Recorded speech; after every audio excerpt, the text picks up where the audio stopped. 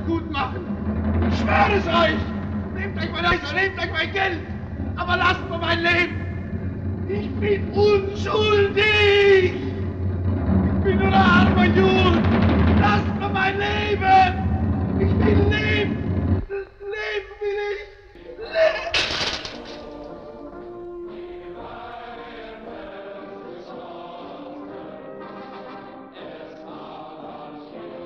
In 1940, the world was a very different place. France, the most powerful nation in Europe, had fallen to the German war machine. At the same time, Britain was bombed daily by the Luftwaffe.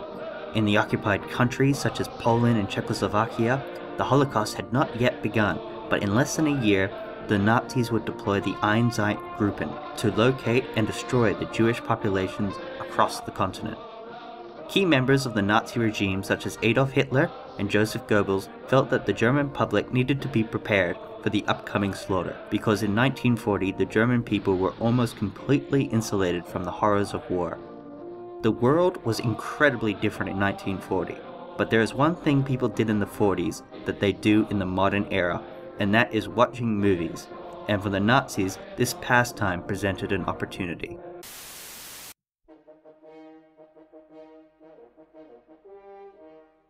Across Germany, people flocked to the cinemas. To give you an idea of how popular this industry was growing, we can look at the ticket sales. In 1933, ticket sales amounted to 238 million. 5 years later, the ticket sales were at 400 million. This is a growth rate of about 11% every year, and since the industry was nationalized by the German government, every penny of this booming industry went straight back to the Nazis. The growth rate was so extreme that the movie theaters could not meet demand, so the Nazis deployed trucks with film reels, making impromptu screenings in the open air. It is under this context that Joseph Goebbels, who was in charge of all filmmaking in the country, commissioned the creation of 3 anti-Semitic films, all released in 1940. These movies were specifically designed to portray Jews in the most unflattering manner possible. The films' names were The Rothschilds, The Eternal Jew, and The Jew Suss. There were other films that portrayed the Jews in a negative light, but they were usually only played by side characters. This meant these were the first films to deal entirely with the Jewish question from the Nazi perspective. It was a mixed bag of success. The Eternal Jew and The Rothschilds largely failed at the box office. There were many reasons for the failure. In the case of The Rothschilds, it was a combination of hammy acting, bad sets, cheap production, poor distribution, bad direction, and being uncompromisingly boring. As for The Eternal Jew, it was made as a documentary, and the claims are so outrageous that it limited its target audience to only those who most fervently believed in the Nazi ideals. But when Suss the Jew released on September 24, 1940, it was a smash hit, not just in Germany, but in the occupied territories all over Europe.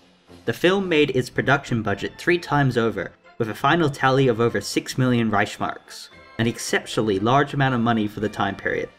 By the end of the year, about 20 million Germans had seen the film. It was also very well received by the public, despite the content, and it's not hard to see why. The production budget was huge. Goebbels, showing his eye for talent, picked some of the best directors and actors of the time period. The sets were large and decorated with hundreds of extras, and the film was genuinely exciting with emotional moments. The filmmaking may be a tad dated for modern audiences, but the spectacle must have blown the mind of moviegoers throughout Nazi Germany. The racism in the movie is woven in the film to be both overt and subtle at different points, creating a combination of entertainment and propaganda in which Goebbels believed to be the most effective. To show you how this was done, I will have to give a description of the plot and go into insignificant detail. Our story begins in 1733. The old Duke has died, and Karl Alexander takes his father's throne by declaring an oath to the people of Wassenberg to care for and uphold the integrity of the dukedom. Insbesondere verpflichten wir uns, der Verfassung treu zu bleiben und getreu nach dieser Verfassung mit der Landschaft gemeinsam die Regierungsgeschäfte zu führen. Ich schwöre es. Everybody in the kingdom is thrilled, in some cases a little too thrilled.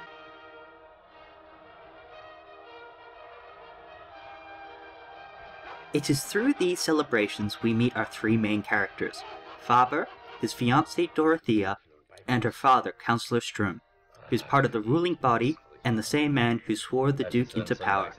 They all have dinner and toast in the name of Duke Alexander. Faber?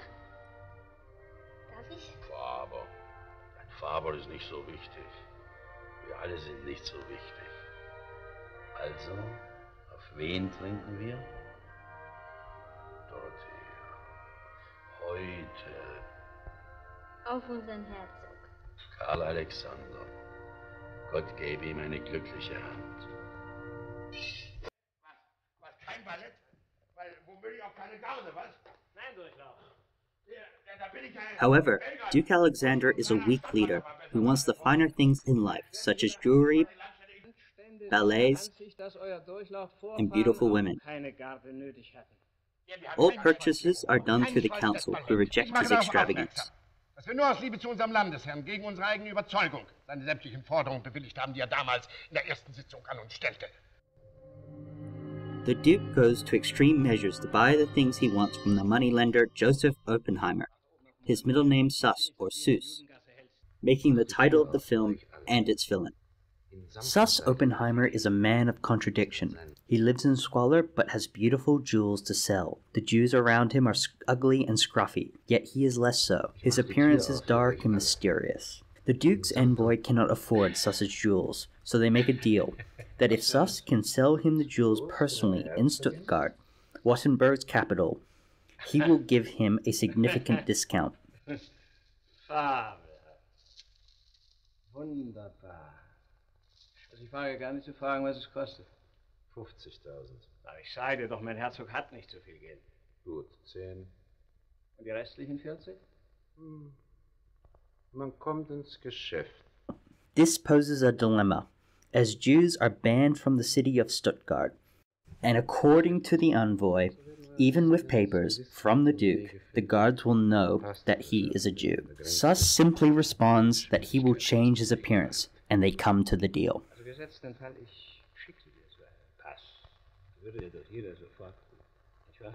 Empire und Kaftan den Juden ansehen. Zerbrechen Sie sich nicht den Kopf, Exzellenz, mein Äußeres übernehmen. After the envoy leaves, Suss has a conversation with his assistant and a Jewish caricature called Secretary Lowe. We learn that Suss's goal is to end the ban of Jews in Stuttgart and live in luxury. How he will do this is left unsaid, since it is shown in one of the most extraordinary transformations in film. Suss Oppenheimer is riding down the road in a wagon. Everything about him has changed. His clothes, his hair, his mannerisms. Instead of a dark and brooding, he is charming and engaging. Even his accent has changed from the Yiddish-German dialect to that of an 18th century aristocrat. As he rides in his wagon, the driver goes so fast that he loses control and crashes. A passing Dorothea sees the accident and invites Suss to ride with her to Stuttgart. They have a conversation about where they are from. Dorothea has never left Wittenberg, while Suss claims to have traveled everywhere and belongs nowhere. Meine, wo hat sich so am meisten so zu Hause gefühlt? Zu Hause? Überall. Überall? Hat denn keine Heimat? Doch. Welt? Ach, Unsinn. Irgendwo muss sich doch am glücklichsten gefühlt haben. Ich glaube, so glücklich wie jetzt hier in Stuttgart, neben ihr, reizende Demoiselle. So glücklich habe ich mich mein ganzes Suss Oppenheimer is instantly attracted to Dorothea and hopes to win her over. Suss Oppenheimer arrives at the home of Sturm, and Faber almost immediately recognizes him as a Jew. Nicht. Das ist ein Jude. Mein Herr, ich möchte euch empfehlen, die nächste Post nicht zu versäumen. Warum? Es eilt mir nicht. Ich habe noch Geschäfte in Stuttgart. Im Gegenteil, ich wollte mich eben erkundigen, ob man mir einen guten Gasthof empfehlen kann. In der Residenz Stuttgart gibt es keine Judenherbergen. Suss accepts his accusation with almost a look of shame and humbleness, and congratulates Faber perceptiveness. Aber ich bin der liebenswürdigen Demoiselle zu so großem Dank verpflichtet, dass sie verstehen wird, The next scene is with the Duke and Suss at their first meeting. Suss Oppenheimer is charming and gives the jewels to the Duke for free and loans him money to build a private ballet.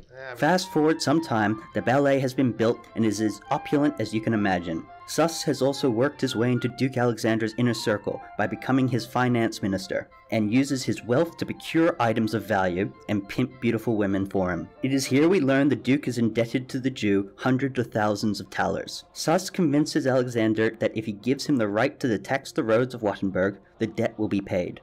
The Duke, of course, agrees. The results in the kingdom are explosive. The price of grain has risen, and horrific Jewish caricatures mock those who cannot afford to pay. There is outrage in the populace. In the Sturm household, Faber and Dorothea complain about Suss, Jews, and the Duke, and the first inklings of a coup is suggested.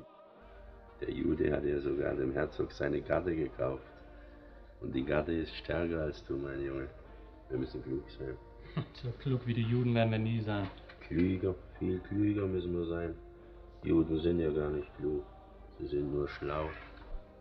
The scene cuts to Suss Oppenheimer, his Jewish assistant, and a blacksmith who are having a dispute. The blacksmith house blocks the road, and Suss finds this unacceptable. It is here we see the petty side of the character, as the road simply wraps around the house. Suss Oppenheimer destroys half the house in order to fix his road, and the crowd attacks his wagon in retribution. The blacksmith breaks a hammer through the cart, and Suss orders the blacksmith to be arrested. Later at the ballet, Suss tries to convince Councillor Sturm to give his daughter's hand in marriage, which he rejects politely but firmly. Faber later confronts and assaults Suss, who believes that he is stealing the country's money and pimping officials' daughters for the Duke. Suss brings his concern to the Duke and convinces the Duke to hang the blacksmith as an example. At the hanging, the people of Wittenberg threaten to kill the Jew, to string him up higher than the blacksmith. Suss Oppenheimer also lifted the ban on Jews to the city, and they enter in droves. They are depicted as ugly, unflattering, and a disease-ridden bunch.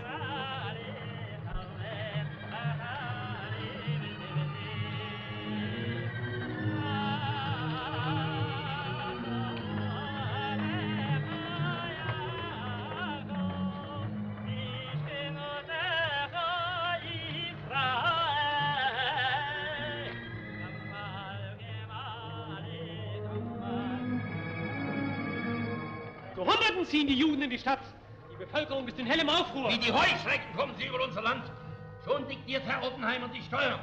Der Jude hat die Hand auf der Münze, auf dem These pressures force the council to reason with the Duke, who seems drunk, unconcerned, and quick to anger, and he throws out anyone who questions him.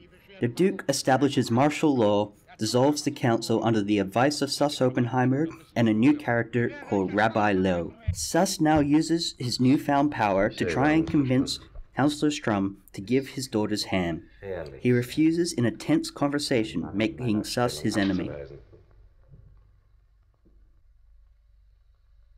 Woher nimmt eigentlich den Mut zu dieser Frechheit? Herrgottssakrament, ich stehe hier als Vorsitzender der Landschaft. Und in dieser meiner Eigenschaft frage ich euch, woher nehmt ihr eigentlich die Frechheit, einzubrechen in den Frieden meiner Familie, wie ihr einbrecht in den Frieden dieses Landes? Sturm, in secret, weds Faber and Dorothea. Suss Oppenheimer finds out and arrests Sturm. This is a final straw for the council, and the country revolts. Suss has Faber arrested and tortured. Despite the intense pain, he does not give up the name of co-conspirators. Dorothea goes to Suss to beg the freeing of her father and husband. He uses this opportunity to woo her by presenting her fine things and the promise of freeing her husband, whose screams can be heard nearby. This, of course, comes at the price of sex. She rejects Suss, who, in retaliation, violently rapes her. Interestingly, Suss Oppenheimer still keeps his word and frees Faber. Dorothea is in shame due to her violation, and she walks into a lake and drowns herself, protecting her honor. Her death becomes a rallying cry for Faber and the revolutionaries, and they will assault the Duke's palace.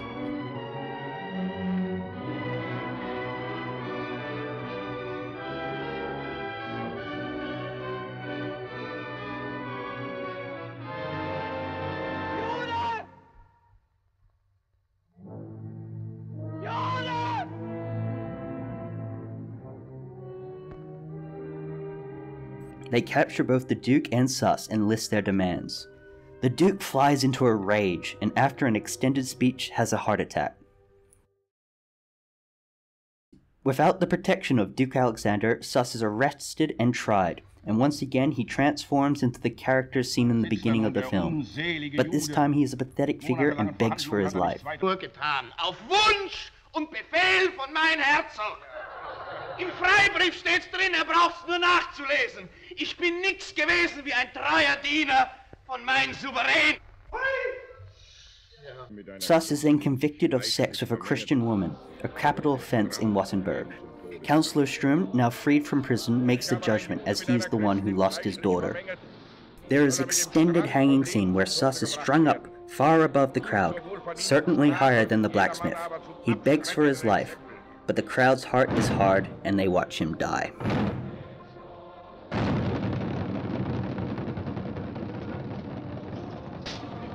Ich bin nichts gewesen als ein treuer Diener von meinem Souverän.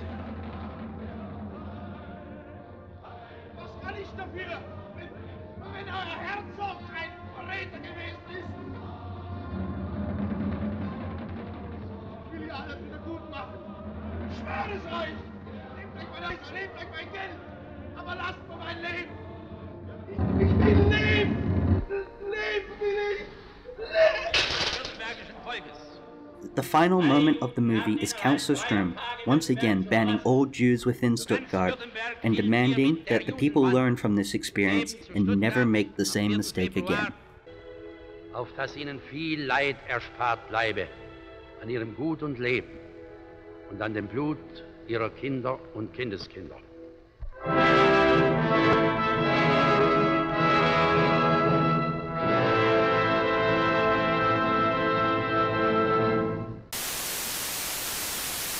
Very little about the film is historically accurate, but let's focus on what is accurate first. 1. There is a Duke Alexander, and there was also a Jew called Joseph Suss Oppenheimer, who handled the finances in the country in an unofficial capacity, as a court Jew, not a finance minister. A court Jew was a person who handled the finances of some courts due to the ban of Christians lending money for usury. However, court Jews were very rare, and the movie attempts to portray all the kingdoms of Europe infiltrated by court Jews.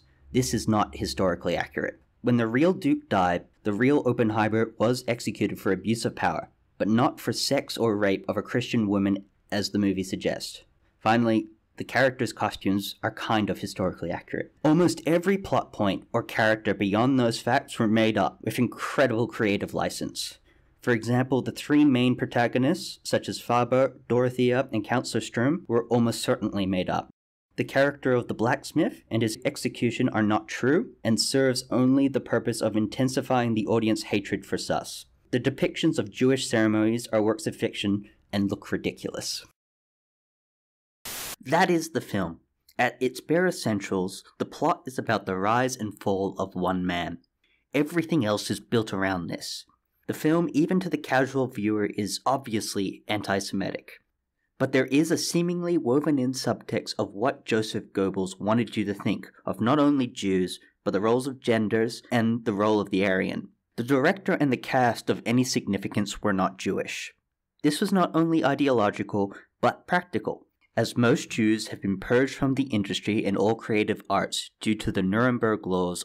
The Jewish parts were played by actors the Nazis considered to be Aryan. The main part of the Jew, Joseph Suss Oppenheimer, was played by Ferdinand Marion. He was selected personally by Joseph Goebbels. This is despite the fact that he was once married to a Jewish woman and had a child, a big taboo in Nazi society. He also made efforts to protect a family friend from the Holocaust during the war. There is a huge and controversial debate whether he took part in the film willingly or was forced to by Joseph Goebbels. Regardless, his performance is exceptional. Tragically, he died in a car accident in 1946, just after he received his denazification papers.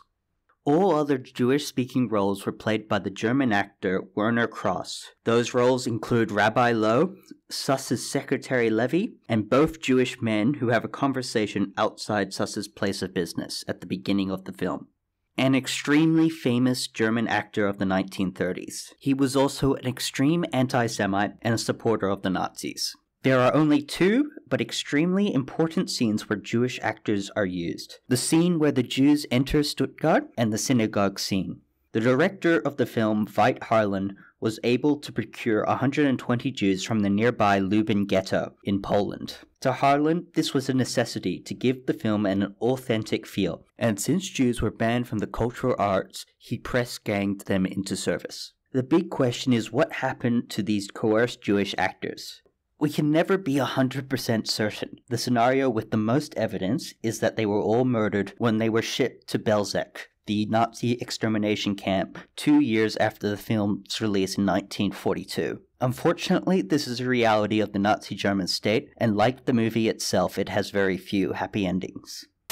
When people talk about anti-Semitism, the discussion usually revolves around stereotypes or the historical crimes committed against Jews. Since this is a movie made by the Nazis, they intentionally avoided discussion or exploration of the eventual actions the Germans would take against the Jewish population. As mentioned before, in 1940, the Holocaust would not begin for another 2 years after the Wannsee Conference of 1942, where the final solution was agreed upon by top members of the SS. This movie began production long before that decision was made. The movie has deep themes, but does not shy away from using the most banal caricatures of Jews in order to make its point. Most of these stereotypes will be recognized by the modern viewer, Jews being greedy, sneaky, cowardly, or extremely wealthy. Other stereotypes have fallen out of use, but the terms are still recognizable. For example, viewers have likely heard the term dirty Jew in popular culture. I was being manipulated, and I didn't even see it. I never do. And I don't think you saw it either, Kyle. What do you mean? I've come to realize that it's not my fault. It's your fault, Kyle. You made all this happen. Made me question who I was. But Heidi, I thought... But it's okay. You can't help it. It's how you were raised. What you were taught. My heritage is Irish, so I'm prone to being moody, and your heritage, well, you know. You can be a little sneaky sometimes and not even realize it. I'm sorry, Kyle, but everybody's trying to live life the best they can. It's hard enough without your people always trying to get ahead. Dude, did she just call me a dirty Jew? The term dirty does not mean that the subject is literally dirty, but an adjective used to explain all the negative traits of a Jew in one word. This is not the case in the movie. Every single Jewish character is depicted as literally dirty. It was a common belief in the 1940s that Jewish people were unclean, and there were historical and recent reasons for the Nazis to exploit this stereotype. For one, Jewish communities throughout Europe lived in ghettos long before the Nazis. The movie depicts such a ghetto. Historically, the oldest Jewish ghetto was built in Venice in the 16th century. Because Jews were forced to live in close proximity to each other, they would often suffer from poor sanitation, causing disease and muck to attach to the individuals. This became a hotbed for bacteria and viruses that would often affect the rest of the city. This is the point the movie is trying to make. This is not a consequence of a circumstance forced upon them, but as the Jewish natural state, with the dirt on the outside being a simple reflection from within. This movie shows this worldview in 3 out of the 4 main Jewish characters. The rabbi in particular is constantly coughing when he speaks his lines, an intentional choice by the actor, where it is implied he is spreading some unknown disease. This is further emphasized when the Jewish populations enter Stuttgart, and they look simply awful. Not just in comparison with our Aryan heroes, but with the main Jewish characters as well.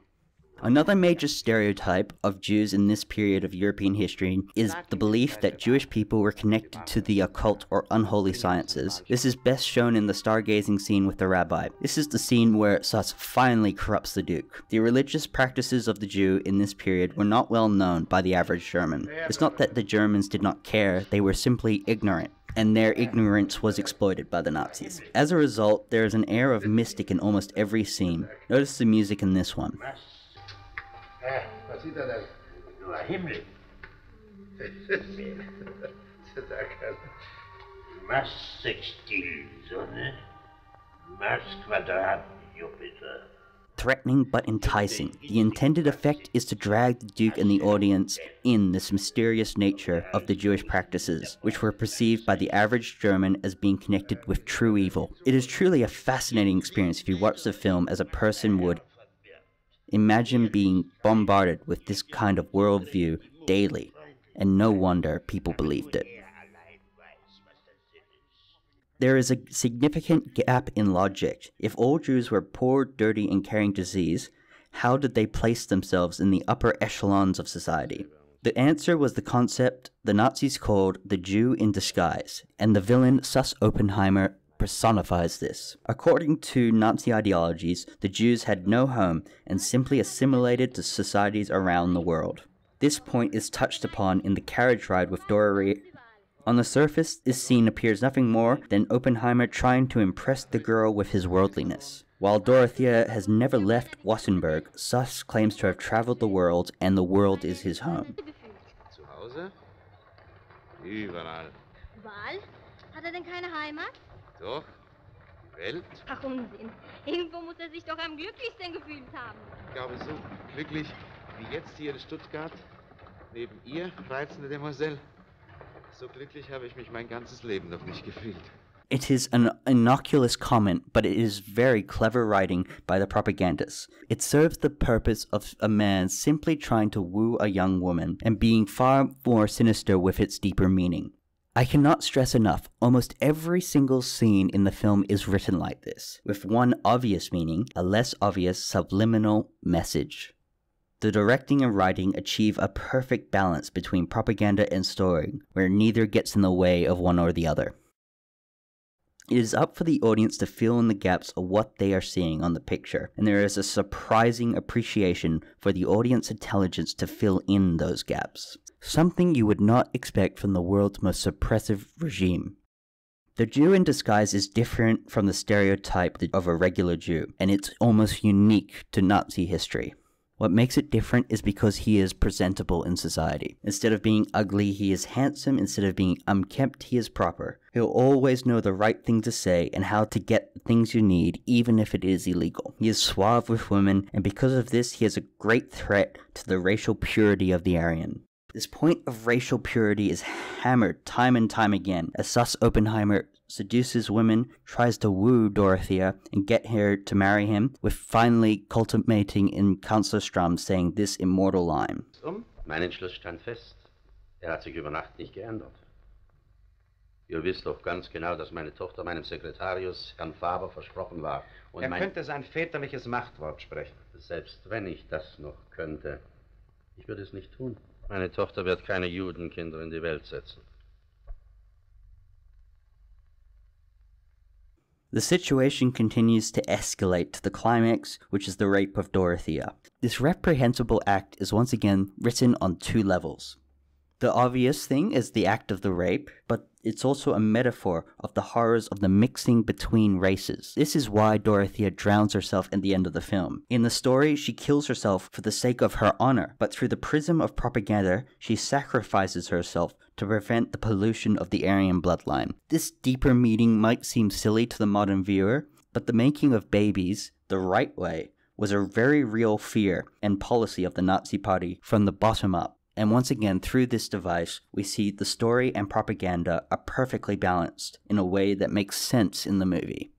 Thanks to the fantastic performance of Ferdinand Marion, we see most of the Nazi anxieties packed into one character. Consider the scene he is introduced, where we see him negotiate with the Duke's envoy. This scene is intended by the Nazis to be perceived as a Jewish man in his true form. His clothes are dark, his delivery is aloof and calculating. The angle of the camera and the light upon the actor's face is unflattering. Marion even contorts his face slightly by raising an eyebrow to make him appear uglier than he actually is.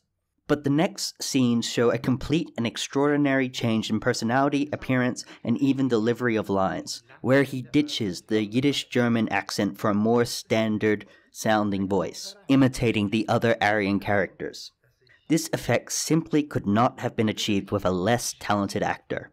Marion maintains this form until the end of the movie, with very brief slips, most notably when the character Faber notices him as a Jew, and Marion sighs deeply, as if in shame, and speaks in the cold tone as seen earlier in the movie. Mein Kompliment zu Ihrer Menschenkenntnis. Aber ich bin der liebenswürdigen Demoiselle zu so großem Dank verpflichtet, dass sie verstehen wird, wenn ich die entsprechende Antwort schuldig bleibe. This was an attempt by the actor to humanize the character. The concept of wearing a disguise is taken further when Faber and his cronies wear a mask to disrupt a party that Suss is attending.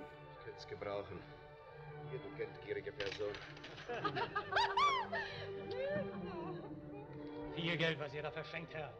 Habt ihr das alles ehrlich verdient? Warum zerbrecht ihr euch darüber den Kopf, Landsmann? Bin ich Was, Blutgeld? Und Jude spielt damit? Er spielt um Württemberg! Der Jude spielt um eure Töchter und der Herzog hält die Bank! Beleidigst den Herzog, das kostet den Anspruch! Erst musst du mich haben, Jude! In the scuffle, Oppenheimer rips the mask off of one of his assailants, and he says this: "Unmask yourself, Hebrew." The symbolism of a mask worn by Faber is a reflection of Oppenheimer's own state, where it's perceived as he is performing rather than being a real person. The point being that Suss is nothing more than a man in a mask, and the real Suss Oppenheimer has yet to reveal himself. There are many scenes of note, and if I talked about all of them with this character, the video would be much longer. But there is a moment where Oppenheimer is unmasked for the last time and is about to be executed. His appearance, as seen in the first scene, has returned, as well as the Yiddish accent. However, instead of being distant, he is cowardly and begs for his own life. Most people would in this situation. However, the intent of the film is to show Suss Oppenheimer is a coward, for propaganda purposes rather than being consistent with the character we've seen. Despite this, the scene is powerful, and personally, I cannot help but feel sorry for him. I finally want to wrap up the discussion of Jewish characters and their place in ideology with one character most people have forgotten about, and that is the unnamed female in the window next to the old Jewish man talking to the Jewish butcher. She is the only representation of a female Jew in a film about Jews created by the Nazis, who were obsessed with Jews in the entire film. She has no lines, but her representation is largely visual and obvious. Can you see it? It is obvious she is a slut, which is confirmed by this line.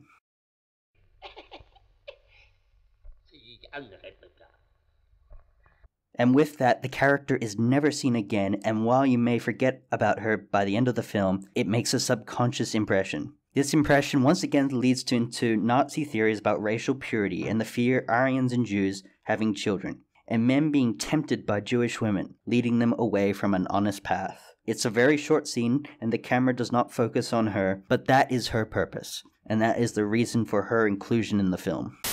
The heroes of the story are, of course, the Aryans, represented in male characters, specifically Councillor Sturm and his son-in-law Faber. The fact that they come from two different generations is an allegory of Germans who will rule, represented by Sturm, and those who will fight to maintain the country's interests, shown in Faber. As characters, they are about as interesting as the Jewish stock characters. They do not evolve or change. They are the same from the start of the movie to the point where the movie ends. This is largely effective because their uncompromising personalities, conflict, and fruitless negotiation with Suss Oppenheimer and Duke Alexander results in most of the film's drama. Are things I found odd about the character Faber, and that's his passion for his country and the people living in it. This is in spite of the fact he is engaged and later married to the female protagonist Dorothea, and aside from a couple scenes, it is among the most loveless and passionless relationship ever put to film. Faber speaks in anger over the suffering of the people of Stuttgart. His teeming frustration over Oppenheimer's rule is represented in his dialogue and by his actions. His resolve is tested by the torture scene, and obviously, being the good Aryan, he passes and does not break by revealing the conspiracy. But what I am trying to say by pointing all this out is that there is no comparable scene testing Faber's love for Dorothea. In fact, he hardly talks about her, or even to her. I guess you could argue that he's saddened over her death, as seen in the Revolution scene. But ultimately, it is Councillor Sturm, her father, who the film decides who has suffered most, and therefore decides Oppenheimer's punishment. I had reflected on Faber's character a lot because of this, and I'm almost certain it was intentional. The role of Faber is for the male audience to imprint themselves on him and show absolute loyalty to the state. Even when he carries his dead wife's body to the steps of the palace, it is less about Faber's relationship with Dorothea and much more about her death kickstarting the revolution against Oppenheimer. You can feel his rage, but you cannot feel his sorrow.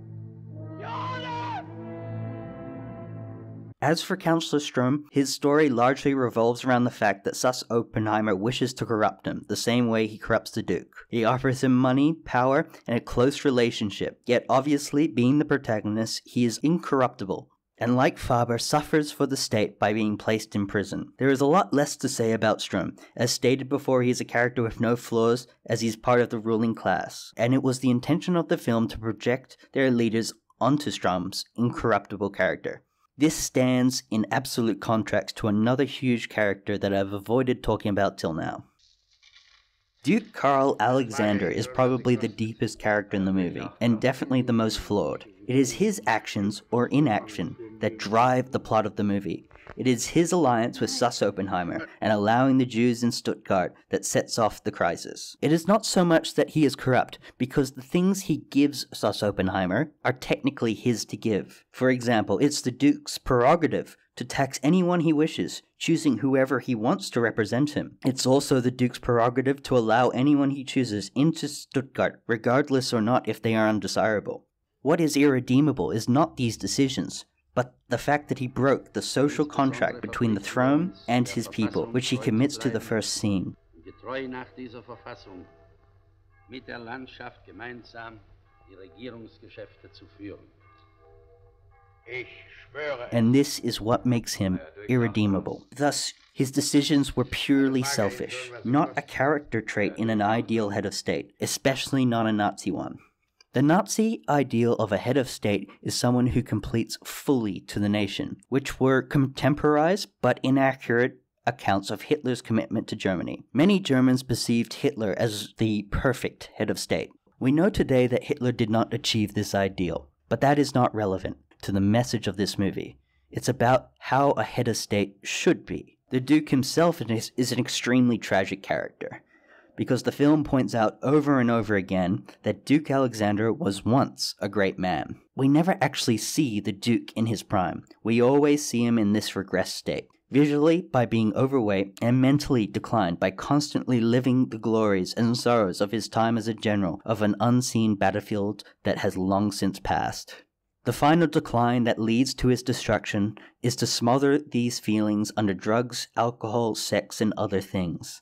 It is this major character flaw that makes him a target to Suss Oppenheimer, who can offer him these things, but at a very high price. The Duke himself is a symbol and an allegory of an old German regime before the rise of the Nazis, specifically the German Empire, which was an absolute monarchy. Most Germans of this time period remembered the empire fondly and respected the Kaiser. However, they blamed the elite for Germany's defeat in World War I. There is even a myth, which the Nazis helped propagate, that the monarchy made an alliance with the Jews and ended World War I despite Germany on the verge of winning. This is called the stabbed in the back myth. This is why Duke Alexander has a close relationship with Suss Oppenheimer, leading to Wittenberg's ruin. The parallels could not have been lost on German audiences in 1940, because they were very much aware of the myth of 1918.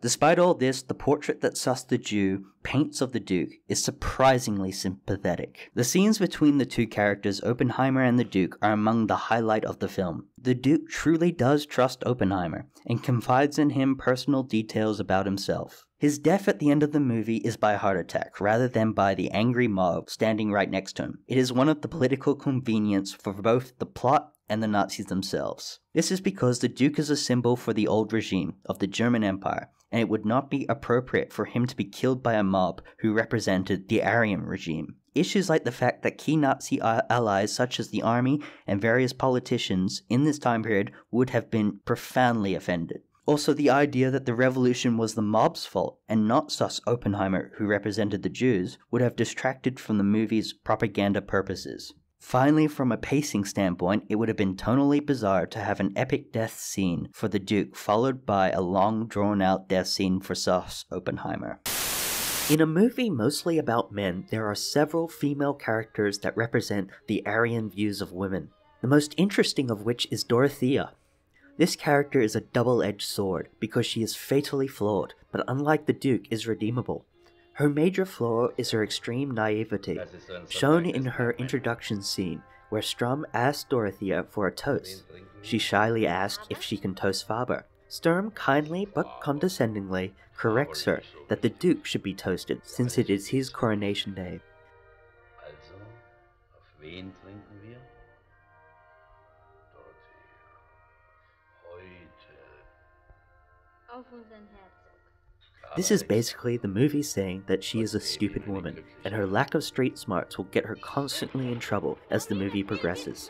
One of the most serious breaches in protocol is when she invited Suss on a carriage ride back to Stuttgart, completely oblivious to the danger. The key component being she does not recognize Suss as a Jew. The Nazis believed that they could recognize Jews through the naked eye. Dorothea failed in this basic test. While in contrast, during Faber's first meeting with Oppenheimer, he is certain he is a Jew, despite his disguise, and stages a confrontation. This is incredibly important because we can already see the contrast between male and female characters. Faber's racial instincts are finely tuned, while Dorothea's is sorely lacking. A running plot of the movie is Dorothea constantly needing protection from the Aryan males, especially from the advances of the Jew who fancies her. Specifically, Suss Oppenheimer trying to convince Sturm to allow him to marry his daughter. Through this, we can understand the basic rules of genders in Nazi ideology. Men search and destroy and protect potential threats to the state and their families. Men, in simple terms, are in charge. Women are required to be married off and have children, and provide for their home. Every time Dorothea steps out of this specific role, it leads to a logical disaster. She makes the same mistake over and over again until it finally leads to her death, specifically when she tries to influence Suss to free her new husband and father from prison. This is an error of enormous consequence because it directly leads to her rape. The act dishonors her so greatly that she drowns herself, which ironically starts the chain of events causing Suss Oppenheimer's destruction. Dorothea is not a flattering portrait for an ideal Nazi woman. She is too stupid and oblivious to the dangers of this constructed world, but she is also something worth protecting.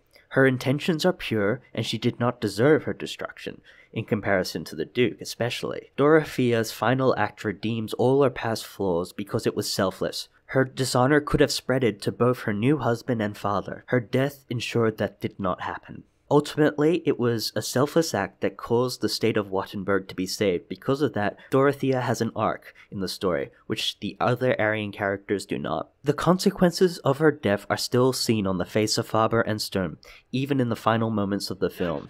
The movie decides Sturm is the one who suffers the most because of the death of his daughter, and decides Oppenheimer's punishment. However, she cannot be brought back from the dead, so Sturm takes it upon himself to ensure this never happens again. Sturm's final act of the film is once again to ban all the Jews in Stuttgart, demanding that his people learn this lesson, ensure that their children and their children's children never make the same mistake again. This last line is directed directly at the audience to warn them of the impending danger of letting Jews get out of hand in present day. It's an intentional parallel warning Germans if they ease the restriction of Jews, which by 1940 were numerous, all their progress would be lost. It is a dark, final moment. Clever in writing, effective in execution, terrifying in implications, and a suitable way to wrap up this review.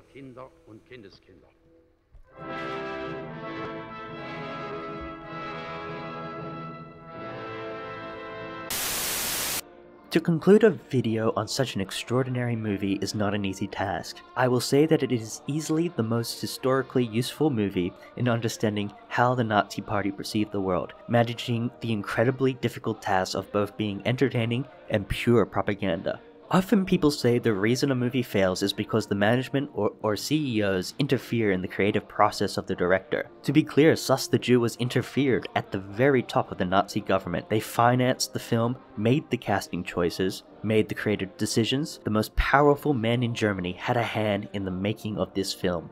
By any objective measure, it was a success. It was phenomenally profitable for a movie outside of Hollywood. Creatively, it was also a blowout in popular culture. To this day, it is notorious in how it depicts Jewish people, and it is the go-to example by most historians as the effectiveness of German propaganda. The only movie that comes close to it by reputation is Triumph of the Will by Leni Riefenstahl. For an anti-Semitic movie, that is not bad company.